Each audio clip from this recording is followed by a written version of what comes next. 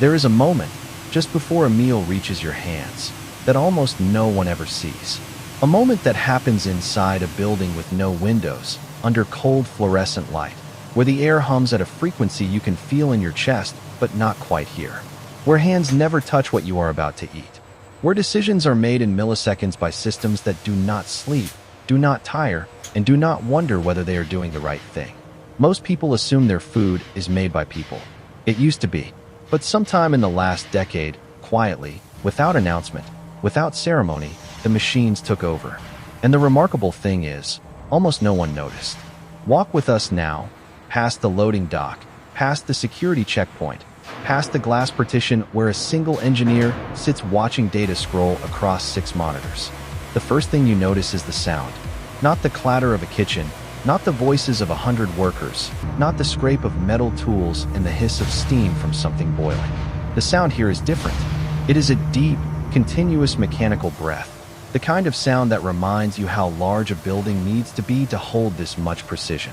Conveyor belts move at speeds that blur under the white light. Robotic arms pivot and extend with the kind of smooth, unhurried confidence that only machines can sustain across an entire 12-hour shift. And somewhere in the infrastructure above, in the invisible web of sensors, processors, and neural networks, something is watching all of it, adjusting all of it, learning all of it. This is a modern food production facility, and this is what it actually looks like. The process begins long before anything enters this building. It begins in the dark, in refrigerated trucks carrying raw ingredients across highways while the rest of the world sleeps. In logistics networks that calculated the optimal delivery window 3 days ago based on production forecasts and shelf life projections, and the predicted temperature of a Tuesday afternoon in a warehouse somewhere outside a city you have never visited. When the ingredients arrive at the loading dock, they do not simply come in through a door. They enter a system. Every pallet carries a code. Every container is logged. Every kilogram of raw material is assigned a number, a timestamp, a destination, and a quality score before a single machine ever touches it. There is a scanner here, a wide, flat panel mounted above the intake conveyor, and its job is to look at what arrives and decide whether it belongs. It reads temperature, moisture content, density, and color in the time it takes you to blink. If something is off, even slightly off, a subtle flag appears in the monitoring system upstairs, and a diversion happens. The pallet goes to a holding area. A technician reviews the flag. Sometimes nothing is wrong, and the system was being cautious. Sometimes something is genuinely wrong, and a contaminated batch is stopped before it touches anything else. Either way, the machine noticed first. Inside the facility, the first zone is raw processing. The light here is different, warmer, more diffuse, bouncing off surfaces made from a food-grade stainless steel, so polished it reflects the ceiling like a mirror. Everything here is designed to be washed, disinfected, and reset at the end of every cycle. There are no crevices where contamination can hide. There are no surfaces that cannot withstand the industrial cleaning protocols that run automatically when production pauses. The architecture of cleanliness is itself a kind of engineering. Surfaces that slope slightly toward drainage channels, airflows that carry particles away from the product rather than toward it, pressure differentials that make certain zones inhospitable to anything that should not be there. The raw material, in this case, grain, flour, and a combination of protein ingredients, arrives here in sealed hoppers and is fed into a receiving system that looks, from a distance, like a section of industrial pipe made beautiful. There is a tactile quality to this moment, even from the observation corridor. You can almost feel the texture of what is moving through those brushed steel tubes, the soft granular weight of flour in motion, the way it behaves somewhere between a solid and a liquid, flowing when it wants to and resisting when the geometry is wrong. The machines here know this. They have been calibrated to handle the specific flow characteristics of each ingredient, adjusted for humidity in the air and temperature in the material, compensating in real time for variations that would be invisible to a human operator. Mixing is where things become interesting. Not interesting in the way a chef might find a recipe interesting, not creatively interesting, but interesting in the way a precision engineer finds a problem interesting. Because mixing, at this scale, is not simple. Mixing at industrial volumes involves fluid dynamics that can barely be predicted by simulation. It involves viscosity gradients and shear forces and the constant challenge of achieving homogeneity in a system that is always, at some level, resisting homogeneity. The machines that mix here are not blenders in any sense you would recognize. They are enormous rotating vessels, computer-controlled to the degree of rotation, the speed of the blade, the time between additions, the temperature maintained throughout the cycle. Every batch is different. Every batch learns from the ones that came before. The AI system overhead. And it is overhead, quite literally, in the sense that its sensors are embedded in the ceiling and its processing happens in a server room 3 floors up, watches every mixing cycle with something that functions like patience. It does not intervene constantly. It does not correct every small deviation. It has learned, through tens of thousands of previous cycles, which deviations matter and which ones resolve themselves. It intervenes precisely when intervention is required and is silent the rest of the time. This is not how early automation worked. Early automation was rigid, rule-based, brittle under variation. What is happening here is something categorically different, a system that treats variability not as a problem to be eliminated, but as a condition to be understood and navigated. After mixing, the product moves into a shaping zone that will hold your attention for longer than you expect. The machines here are hypnotic. They take a material that is pliable, slightly warm, and almost beautiful in its uniformity, and they form it into shapes with a speed and consistency that the human eye struggles to process. There are rollers that press the material to an exact thickness, measured in fractions of a millimeter, and cutters that separate it into individual pieces so quickly that the motion registers as a blur before your brain has a chance to process individual events. Each piece that emerges from this process is nearly identical to the one before it. Nearly, but not exactly, and this is important, because the system is not trying to make things that are exactly identical. It is trying to make things that fall within a defined range, a tolerance band that represents acceptable variation. The kind of variation that does not affect quality cannot be eliminated without unacceptably slowing production. The vision systems mounted above the shaping conveyor track every piece as it emerges, checking its dimensions, its edges, its weight distribution. Pieces that fall outside the tolerance band are diverted. Pieces that fall within it continue forward. The whole process generates a continuous stream of data, not just as a record, but as a feedback signal. If the shaping machines begin to drift, if the cutters are producing pieces that are gradually moving toward the edge of tolerance, the AI system sees the drift before it becomes a problem and makes a tiny correction. There is something almost meditative about standing in the observation corridor and watching this. The rhythm of the machines, the way the light plays off the moving surfaces, the soft industrial soundtrack of a system running it close to its designed optimum. You are watching food being made. You are watching it made more precisely, more consistently, more safely than it has ever been made before. And you are watching it made at a scale, hundreds of thousands of individual pieces per hour, across dozens of parallel production lines. That would have been unimaginable to the engineers who designed the first industrial food processing equipment a century ago. The thermal processing zone is the heart of the facility. This is where transformation happens, where raw becomes cooked, where soft becomes firm, where the chemistry of the ingredients shifts in ways that create the flavor compounds your palate will eventually decode as familiar, satisfying, safe. The ovens here are not the ovens you know. They are long tunnels, sometimes 20 meters or more in length, through which the product travels on a conveyor at a controlled speed while carefully designed heat profiles do their work. The temperature is not uniform throughout the tunnel.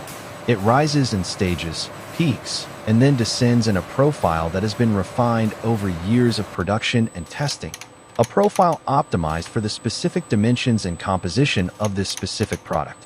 Every section of every oven is instrumented.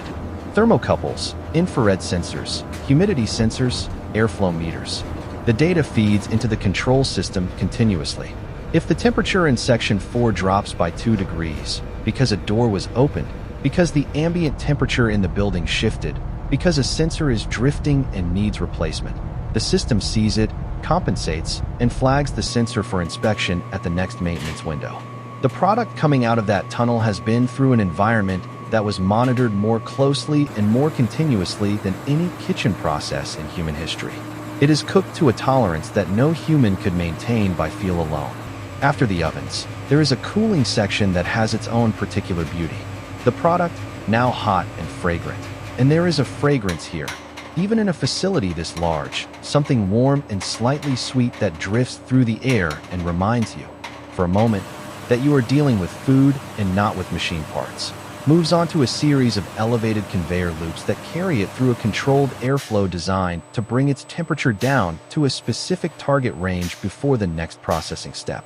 The loops are tall, sometimes rising several meters above the production floor, so that the product traces these wide, gentle arcs through cooler air while the cameras and sensors below continue their constant surveillance. From the cooling loops, the product enters the inspection zone. This is, visually, one of the most spectacular parts of the facility. The conveyor here is narrow and fast, and the product moves along it in a single line, past a series of inspection stations that are each dedicated to a specific attribute. The first station checks size and shape, the same vision system you saw upstream, but with a finer resolution now that the product is in its final form. The second station checks for surface defects, small tears, uneven edges, color anomalies that might indicate a quality issue. The third station uses a combination of near-infrared light and machine learning to check for internal consistency, measuring moisture content, density distribution, and certain chemical characteristics without touching or breaking the product. The fourth station checks for foreign material. This last station is the one that might make you slightly uncomfortable when you think about what it implies. The reality of food production at this scale is that foreign material, small pieces of metal from machine wear, fragments of packaging material, occasionally things that arrived with the raw ingredients, can enter the process. The detection systems that exist to find and remove foreign material are extraordinarily sophisticated. X-ray systems that can detect objects smaller than a millimeter. Metal detectors calibrated to specific frequency signatures. Optical systems that can distinguish a fragment of plastic from a piece of the product itself by the way each reflects light differently across multiple wavelengths. The false negative rate of these combined systems is extremely low. But the fact that these systems exist is a reminder that the machines responsible for making your food are operating in a physical world, not a theoretical one. And the physical world contains imperfections. Objects that fail inspection are diverted automatically. The diversion is fast and mechanical. A small puff of compressed air from a nozzle below the conveyor that flips the rejected piece off the line in a fraction of a second. On a fast production line, you might see dozens of pieces per minute get the air treatment. Not because the facility is producing poor quality food, but because the inspection systems are sensitive enough to catch and remove deviations that, in an earlier era of food production, would simply have gone through undetected. This is a place where the standard is high enough that meeting it visibly requires removing things that most previous standards would have passed. The packaging zone is where the facility begins to look most like what you might have imagined. This is also where the density of machines per square meter reaches its highest point, and the choreography of different automated systems working in sequence is at its most visually complex. There are robots here that pick individual products from a moving conveyor and place them into trays with a speed and placement accuracy that would be impossible to sustain manually. Not impossible to achieve manually. A skilled human worker could place a product in a tray with comparable accuracy, but not at this speed, and not for 8 hours without variation. The robots do not slow down. They do not make more placements errors at hour 7 than they do at hour 1. The grippers on these pick-and-place robots are something worth stopping to examine. They have been designed specifically for the product they handle. Their shape, their surface texture, their grip force calibrated to hold without marking the surface of something that is delicate enough to dent on too much pressure. When a gripper picks up a product, the motion is fluid and confident, the kind of movement that implies something like understanding, a knowledge of how this thing behaves when lifted, how it needs to be supported, where its structural weak points are. The motion is entirely learned, of course. It exists because someone programmed a system and then let the system run through enough simulated and real cycles to build a movement vocabulary that works reliably across the normal range of product variation. After placement in trays, the product moves to the sealing station. If you like watching industrial machines, this is a section you could spend a long time observing. The sealing machine here applies a film of packaging material across the tops of trays and bonds it with heat to create a hermetic seal, a seal that is strong enough to maintain atmosphere control during distribution, but designed to open easily when a consumer pulls the corner. The engineering of that opening experience is not trivial. It requires a bond that is strong in one direction and fails predictably in another, along a path that the consumer initiates without needing instructions. The machines that create this seal do so with such consistency that the opening experience is essentially identical from one unit to the next across millions of units. The sealed packages move to a coding station where each unit receives a best before date, a lot code, and a production timestamp that encodes enough information to trace this specific unit back through the entire production history, which batch of raw material it came from, which lines it traveled through, which inspection stations cleared it, what time it entered and exited each zone. This traceability exists not as a bureaucratic formality, but as an operational tool. In the event of a quality concern downstream, this code is what allows a recall to be targeted at the specific affected units rather than at everything produced in a given week. The machines are good enough that recalls, when they happen, tend to be surprisingly small.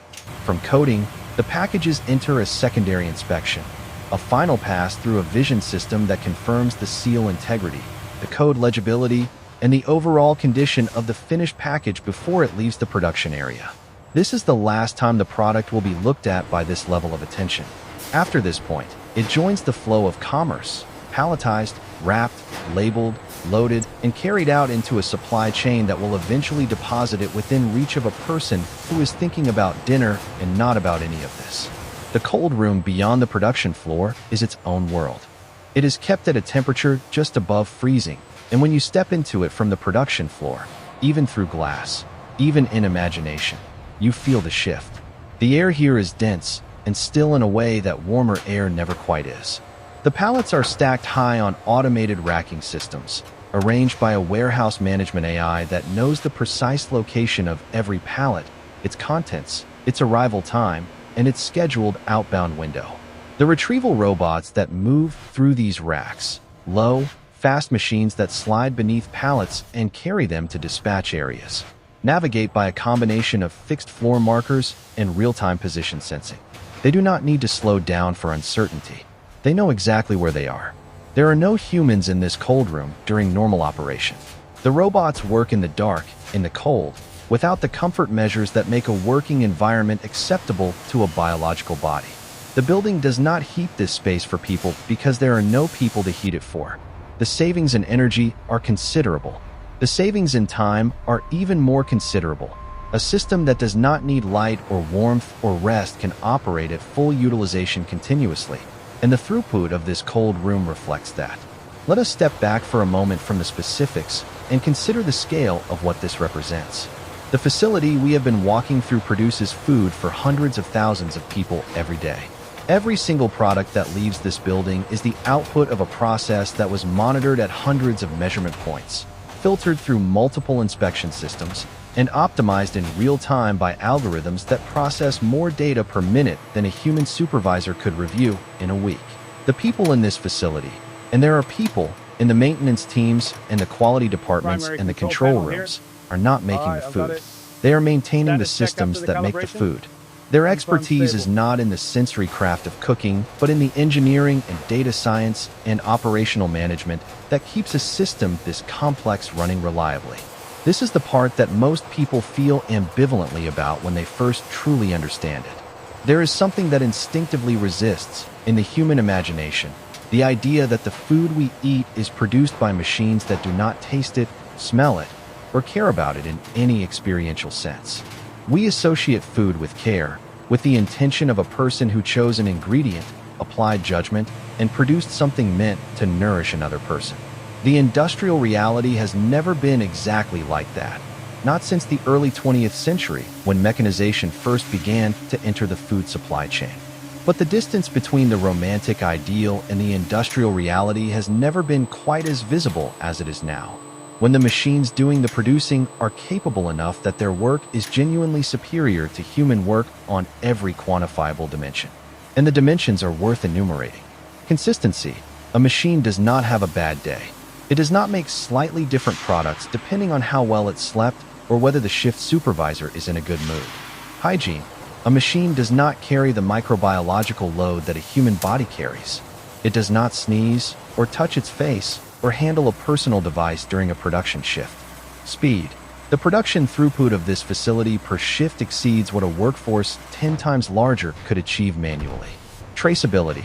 Every product that leaves this building carries a verifiable history. Safety. The injury rate in a highly automated food production facility is a fraction of the injury rate in a manually intensive one. None of these things make the food more delicious. They do not make it more nourishing in any way that your body would consciously register. But they make it safer, more consistent, and producible at a cost that makes it accessible to a wider range of people than would be able to afford it otherwise. These are not small things. In a world where food security is a genuine challenge for significant portions of the global population, the efficiency gains of automation have real and meaningful consequences. But the technology is not standing still, and the direction it is heading is worth considering. The AI systems currently running these facilities are, in the language of the field, narrow intelligence. Extraordinarily capable at the specific tasks they were designed for, but unable to transfer that capability to novel problems without retraining.